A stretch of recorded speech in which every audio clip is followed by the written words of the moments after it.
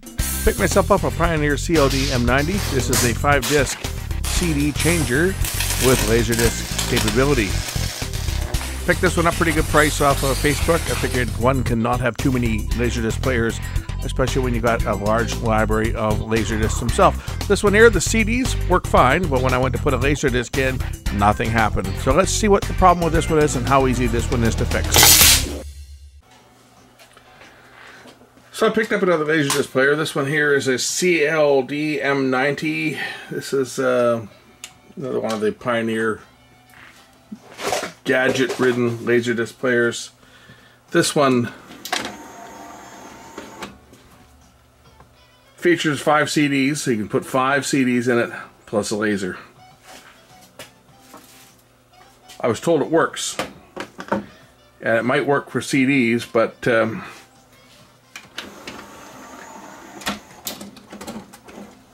certainly not working for laser.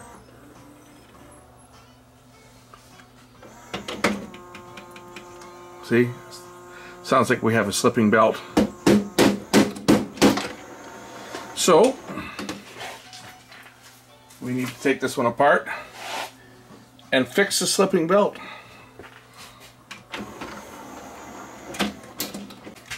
As you guys know, I'm quite the sucker for Laserdisc players. I love them because I've got quite the collection of discs. So as these players start to wear out, one cannot have too many Laserdisc players. And this one here being kind of a neat machine because it can play 5 CDs at once. That makes it kind of a unique machine, but it's going to be fairly mechanical inside.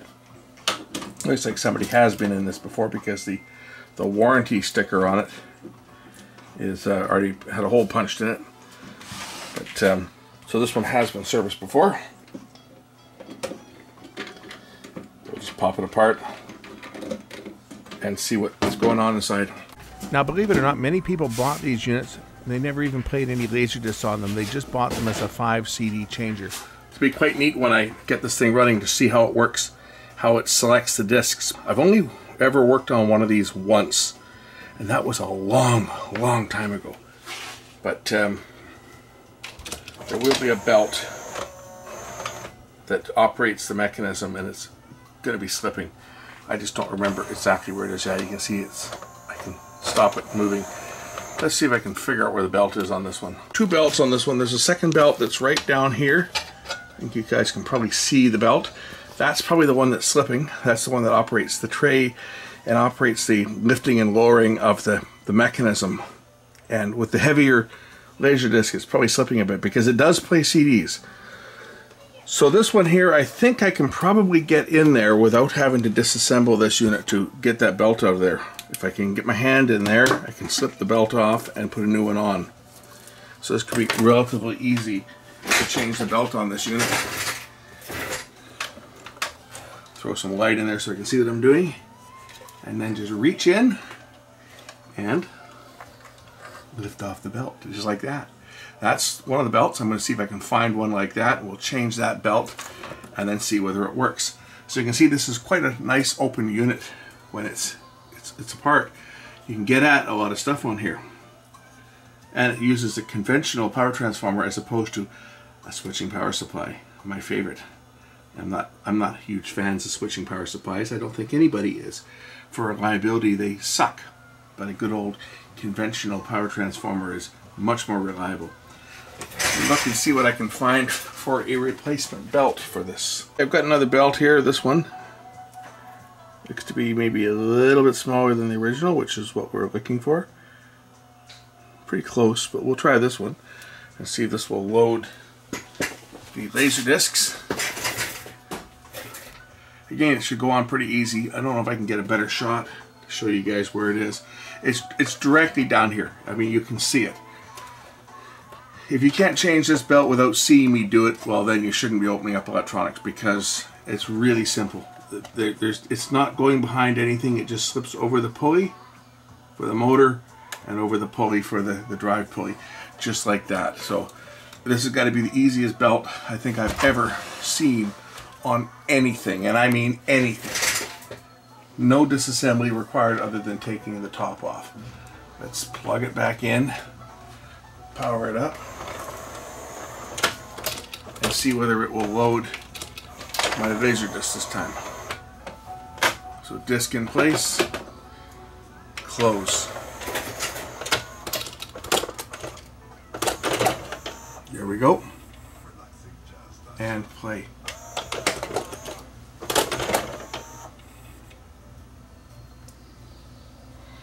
Well, it doesn't seem... Oh, there it goes. Yeah. Didn't think it was spinning there for a sec, but it is spinning.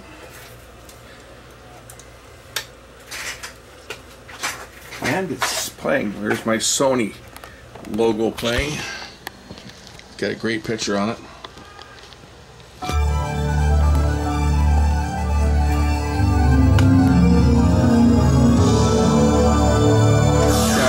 Cables and stuff hanging in front of my monitor.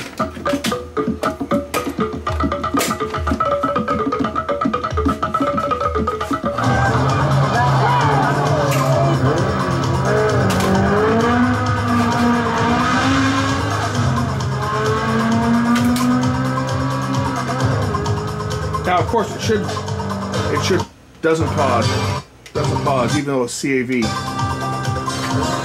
I don't know if it will with the remote or not, but I do have the remote. Let's try that. As you can see, nothing there. What about... Oh, there we go. Let's do it now. I'm pushing the wrong button. If I push pause, it pauses, but if I hit the step button, scan, for example. If I hit the step button, it will freeze. 1 frame at a time, and that's called field slippage, by the way. So that's how they work, and probably my other Laserdiscs that I have as well work the same. If I just push the pause button, it just blanks the screen out. In fact, if I hit pause and then hit pause a second call, it just unfreezes it. I have to hit the step button. The step button on the remote. If I hit the step button, then it will give me a picture. So that works. I think like most of them probably need the remote. So I've got a remote, which is good. A lot of these units, people sell them with no remote. And that's always an issue because without the remote, you don't get half the features. If I go to the next chapter,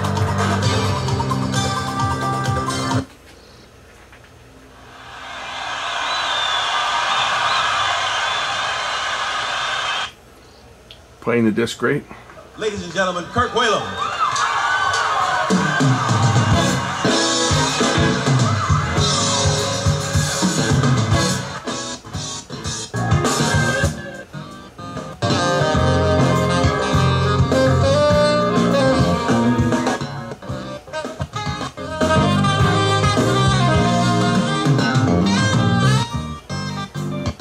You gotta be careful with this because music will obviously nail me for copyright.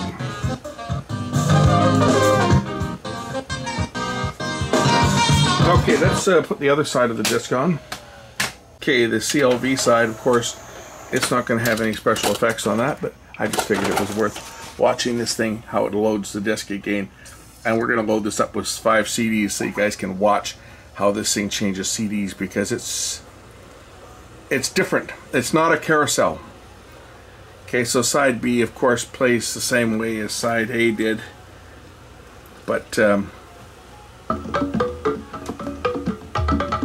no freeze frame. In fact, if I try to enter a freeze frame, I get a warning. If I press the step button, it tells me CLV cannot freeze. Alright, now I'm going to load 5 CDs and we'll watch what this thing does when I load them, how it works. Got 5 discs loaded. We hit the open close button, the disc tray goes in, and here's where the things start to change.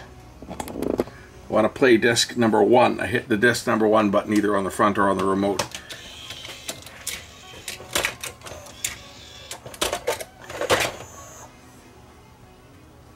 It sucks the disc in and drops it down. If I want to go to disc 3, stop it. It unloads the disc, spins around, grabs disc 3, drops it in place. What happened there? I guess I didn't have that disc in correctly.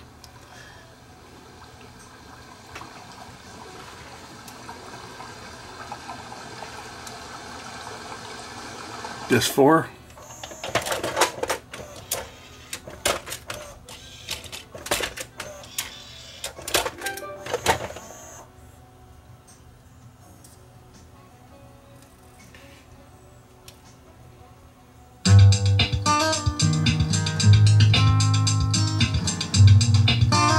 Disc 5.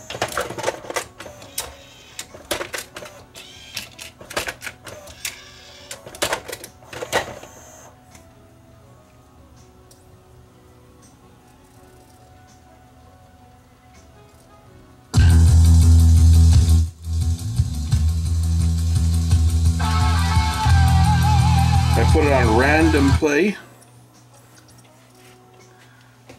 Then when I hit the next button, is it going to pick the same track off the same disc, or is it going to probably going to pick another track off the same disc until oh, there's also a button on here for what they call ADLC, automatic dynamic limiting control.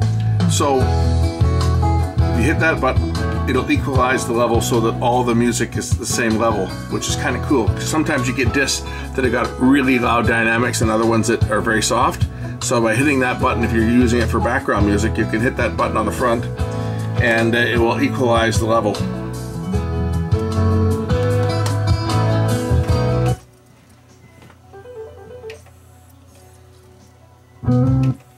It should play all the tracks on this disc and then it will move to the next disc. I think that's how it works.